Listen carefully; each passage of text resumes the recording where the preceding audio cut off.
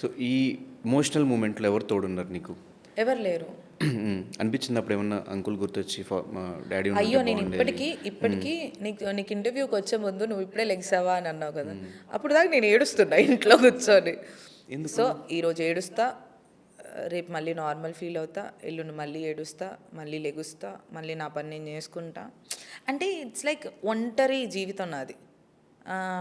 నా రూమ్లో నేను ఉంటా, కొంతసేపు ఏడుస్తా, దాని తర్వాత స్ట్రెస్ ఈటింగ్ ఆర్డర్లు పెట్టుకొని తినేస్తా, దాని తర్వాత మళ్ళీ లేదు ఇలా కాదు, లైఫ్ బాగుండాలి, కొంచెం మనం ఏదో ఒకటి చెయ్యాలి అని మళ్ళీ మోటివేట్ ఫీల్ అవుతా. సో ఇట్స్ లైక్ ఒక్కదాన్నే అన్ని 4 గోడల మధ్య దిస్ ఇస్ మై థింగ్ అలా. కానీ ఏం బయటకు కనిపించి నువ్వు బయటకి ఏం ఎవరితో మాట్లాడినా చిల్ మూడ్లో ఉంటావు. ఎందుకు బయటకు కనిపించాలి? ఇప్పుడు నా బాధలు నాకు ఏదన్నా ఇప్పుడు వచ్చి నువ్వు ఇలా గిచ్చావు, ఇలా గిచ్చిన తర్వాత నా కళ్ళలోంచి నీళ్ళు తిరిగితే నాకు నొప్పి వస్తుంది, నీకు వస్తుందా? రాదు కదా. నా బాధలు చెప్తే నువ్వేంటి వింటావు? అవునా అవునా అవునా, ఏం కాదు. నువ్వేం నా ప్లేస్లో ఉండి నువ్వు ఫీల్ అవ్వవు కదా. సో నా ఫీలింగ్ ఏంటంటే నాకు చెప్పడమే ఇష్టం లేదు. నువ్వు తెలుసుకొని నువ్వేం చేస్తావు? నువ్వు నా బాధ ఫీల్ అవునప్పుడు నీకు చెప్పి నీ మూడు ఎందుకు డిస్టర్బ్ చేయటం? నేను నా బాధ నేను ఫీల్ అవుతా, దాని నుంచి బయటకు వస్తా, మళ్ళీ I will have fun, I will be happy. Okay. అంటే ఫాదర్ అంటే అబ్బాయిల కంటే అమ్మాయిలకి ఎక్కువ ఎమోషన్ ఉంటుంది. నీకు చాలా ఎమోషన్ అయినంటే ఫాదర్ అంటే, ఆయనతో కలిసి తిరిగేదానివి, ఆయన బయటికి తీసుకెళ్లేదానివి, ఇవంతా మేము ప్రీవియస్గా నీ వీడియోస్ అవన్నీ చూసినప్పుడు అనిపించింది.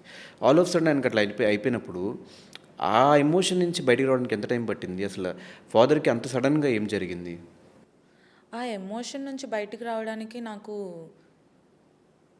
అంటే ఆ జోన్ నుంచి, అంటే టు యాక్సెప్ట్ మా నాన్న ఇంకా లేడు అనే యాక్సెప్టెన్స్ రావడానికి నాకు జస్ట్ మా డాడీ చనిపోయి ఆయన ఇంకా ప్రాసెస్ అదంతా అవ్వకముందే నేను కేమ్ అవుట్. అవును, మా నాన్న లేడు ఇంకెప్పటి నుంచి నేను చూసుకోవాలి అంతే. ఎందుకనంటే అంటే నేను ఫేస్ చేసిన సిచ్యువేషన్ అలా ఉంది.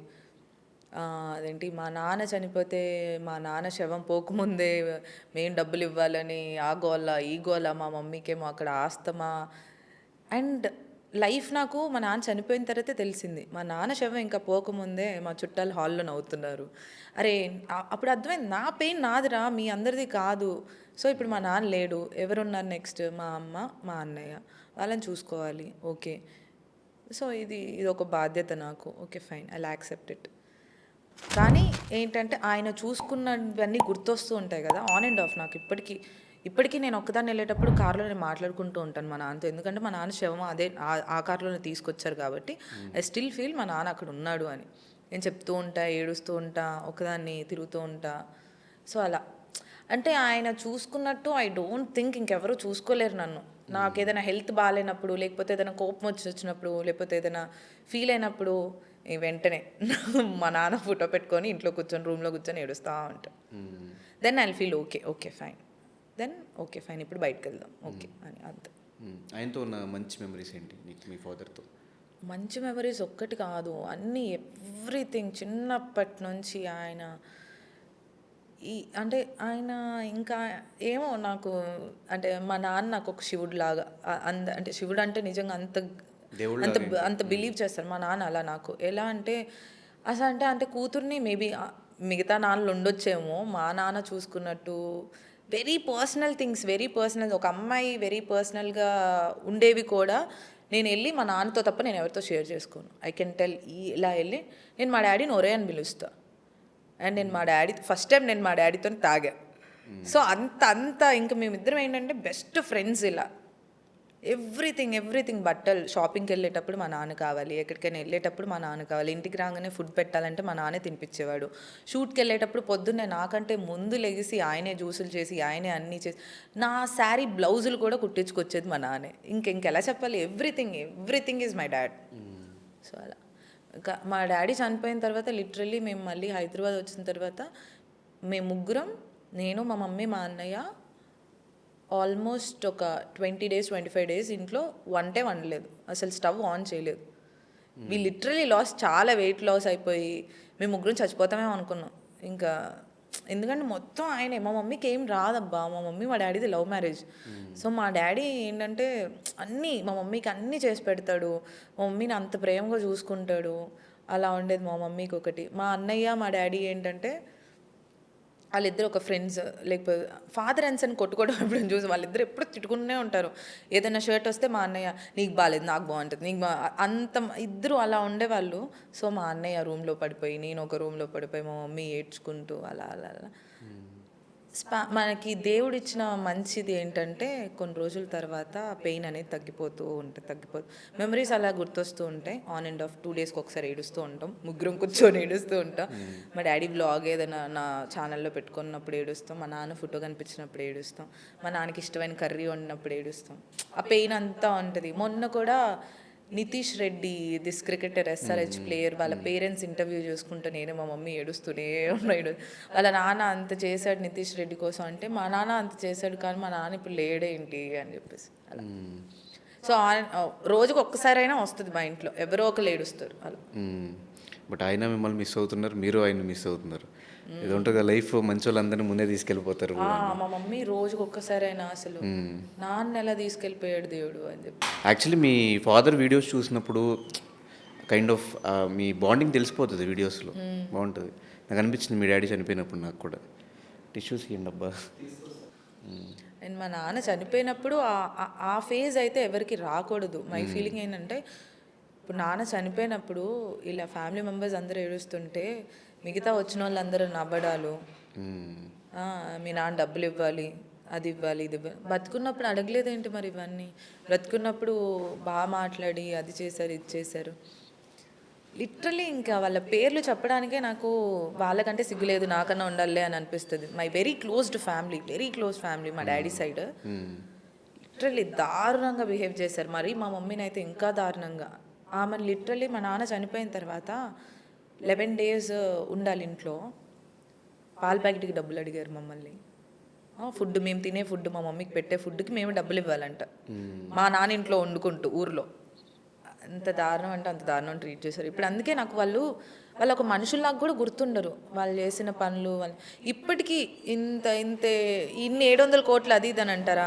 మా నాన్న పొలం అమ్ముకున్నాం మేము. ఎందుకు అమ్ముకున్నాం? తెలియకుండా మా బాబాయ్ తీసుకున్నందుకు. మళ్ళీ వెళ్ళి కూర్చొని మాట్లాడి అది గోల ఇది గోల చేసి మళ్ళీ పొలం మాకు రావాలి అని చెప్పేసి అది అమ్మిన తర్వాత నేను ఇన్నోవా కారు కొన్నా. ఎవరికి తెలిసి బాధలని ఎవరికి తెలియదు. నాకేంటి, నేను పోయేంతవరకు నేను హ్యాపీగా ఉండాలి. ఒక ఇల్లు చాలు కదా, లేకపోతే ఒకటి చాలు కదా, అన్ని ఆస్తులు నాకెందుకు అని. సో ఇప్పుడు మొత్తం కంప్లీట్గా మీ మదర్ని మొత్తం నువ్వే చూసుకున్నావు కదా అయితే? ఏ కష్టం లేకుండా ఒక ఫాదర్ లాగా ఇంటికి. కష్టం లేకున్నానంటే ఆమెకి పర్సనల్గా కొన్ని కష్టాలు ఉంటాయి నా వల్ల. ఎందుకంటే ప్రాపర్గా ఇంటికి లేటుగా రావడం, ఎందుకు అంటే పార్టీలకు ఎక్కువ వెళ్ళడం. ఈ మధ్య ఈ డిప్రెషన్ నుంచి టు కమ్ అవుట్ నేను కొంచెం ఎక్కువ ఫ్రెండ్స్ గ్యాదరింగ్కి వెళ్తున్నాను. అంతకుముందు అసలు వెళ్ళేదాన్ని కాదు. సో లైఫ్లో లవ్ లేకపోవడం, ఇంట్లో డాడీ లేకపోవడం, బయట చూస్తే మీడియాలో మొత్తం ఏది పడితే అది రాయడం, ఇటు చూస్తే వర్క్ లేకపోవడం, ఇవన్నీ నేను ఒక్కదాన్నే చూడాలి. మళ్ళీ ఇంటికి వెళ్ళి నేను స్ట్రాంగ్గా నుంచోవాలి, నాకేది బాధ లేదు అన్నట్టు. సో అవన్నీ ఫేస్ చేయలేక ఈ మధ్య కొంచెం జనశ్రేయంతిలో కలిసి అటు ఇటు తిరుగుతున్నాను. సో ఈ వర్క్ రాకపోవడం అనేది ఆల్మోస్ట్ ఇప్పుడు 3-4 సార్లు చెప్పావు. ఈ ప్రీవియస్గా జరిగిన ఇన్సిడెంట్స్ వల్ల ఏమన్నా వర్క్కి ఎఫెక్ట్ అవుతుందా? లైక్ అవి పట్టించుకుని ఎందుకు ఈ పిల్లతో అఫ్కోర్స్ మేబీ అలా ఫీల్ అవుతున్నారేమో, నాకు తెలీదు. అలా ఫీల్ అయితే ఇంకా నేను ఏం చేయలేను.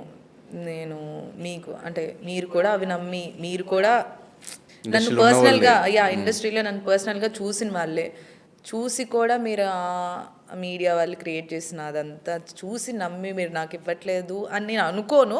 బట్ ఒక పాయింట్లో అనుకుంటే ఇంకా నా కర్మ. ఓకే, ఐ ఆల్వేస్ ఫీల్ ఏంటంటే ధనుష్, ఒక టైం ఉంటుంది. ఒక టైం, ఇప్పుడు నేను ఏదైతే టైం నేను ఫేస్ చేస్తున్నానో చాలా లో టైం ఫేస్ చేస్తున్నాను, కానీ ఇంత డౌన్ అయ్యాను కాబట్టి డెఫినెట్లీ నేను రైజ్ అవుతా. ఐఎమ్ జస్ట్ వెయిటింగ్ అంతే. ఆ క్లారిటీ అయితే ఉంది. అందుకే సూసైడ్ థాట్స్ అవన్నీ రావు. నెక్స్ట్ అదే అడుగుతాను, అట్లాంటి డిప్రెషన్ థాట్స్ ఏమైనా వచ్చినాయి? నో, నేను ఎంత డిప్రెషన్లో ఉన్నా కూడా ఏమున్నా కూడా I don't get this suicide thoughts and all. ఎందుకంటే ఐ ఆల్వేస్ ఫీల్ మా నాన్న చెప్పేవాడు, ఇప్పుడు నీకు ఈ సిచ్యువేషన్ హార్డ్గా ఉండొచ్చు, ఇప్పుడు ఎవరైనా వచ్చి నిన్ను హర్ట్ చేసినా లేకపోతే ఏదైనా సిచ్యువేషన్లో నువ్వు ఉన్నా, జస్ట్ ఇమాజిన్ ఒక్క 5 months తర్వాత, ఒక్క 6 months తర్వాత ఇదే సిచ్యువేషన్ అక్కడ పెట్టి చూడు, నీకు ఎలా అనిపిస్తుంది. నాకు పిచ్చి లైట్గా అనిపిస్తుంది. సో ఐ ఆల్వేస్ ఫీల్, నాకు ఇప్పుడైతే నేను చాలా ఏడుస్తున్నానో, ఇప్పుడు ఒక మనిషి గురించి ఏడుస్తున్నానో, ఒక ఆపర్చునిటీ గురించి ఏడుస్తున్నానో అని నేను ఉన్నాను కదా, ఈ సిచ్యువేషన్ని ఒక 5 months తర్వాత, అరే ఎందుకు ఏడ్చాను అంత, వాడి కోసం అంత ఏడ్చాను, దీనికోసం ఇంత ఏడ్చాను, షెట్ అని అనుకొని ఫీలింగ్ వస్తుంది. సో అందుకే నాకు సూసైడ్ థాట్స్ అవేమి రావు. అండ్ నేను లేకపోతే ఇంకా మా అమ్మ మా అన్నయ్య, అమ్మో no I can't take it. Yeah. So ఇప్పుడు మొత్తం ఇంట్లో పెద్దరికం చేస్తా, ఇటు పక్క కెరియర్ మీద కాన్సంట్రేషన్. పెద్దరికం మా అన్నయ్య చేస్తాడు. అదేంటో ఎన్నున్నా ఏదో ఉంటుంది చూడు అన్నయ్య. సో అలా మా అన్నయ్య. కానీ బాగానే యాక్సెప్ట్ చేశారు ఇండస్ట్రీకి రావడానికి, లైక్ యాక్సెప్టెన్స్ చేయకుండా ఉండే అంత ఏం లేదు, అంత స్ట్రిక్ట్ ఫ్యామిలీ ఏం కాదు మాది. మా అమ్మ నాన్న చిన్నప్పటి నుంచి దే ఆర్ వెరీ ఫ్రెండ్లీ, ఎప్పటికీ దే ఆర్ వెరీ ఫ్రెండ్లీ. వద్దు అలాంటి. మా అన్నకి కొంచెం ప్రాబ్లం ఉండేది. సో మా అన్న కూడా తర్వాత నేను వినను అని అనే వరకు ఆయనే విన్నాడు.